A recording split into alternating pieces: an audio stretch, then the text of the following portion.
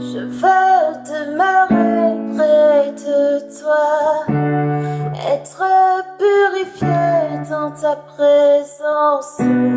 Je veux me prosterner à tes pieds, entendre ta voix et marcher avec toi.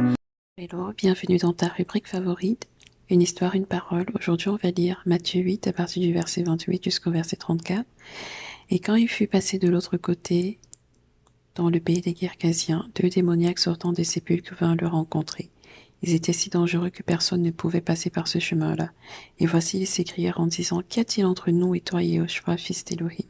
Es-tu venu ici nous tourmenter avant le temps? » Et il y avait loin d'eux un grand troupeau de pourceaux qui paissaient. Et les démons le suppliaient en disant, « Si tu nous chasses dehors, permets-nous d'entrer dans ce troupeau de pourceaux. » Et il leur dit, « Allez. » Et étant sortis, ils allèrent dans le troupeau de pourceaux. Et voici, tout le troupeau de pourceaux se précipita des pentes escarpées dans la mer, et ils périrent dans les eaux. Mais ceux qui les faisaient paître s'enfuirent et allèrent raconter dans la ville toutes ces choses et ce qui était arrivé aux démoniaques.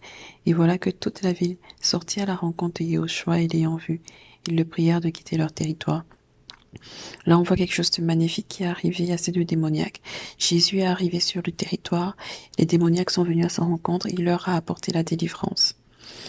Mais il y a quelque chose de particulier à côté, c'est que les habitants de la ville ont demandé à Jésus de quitter leur territoire. Pourquoi?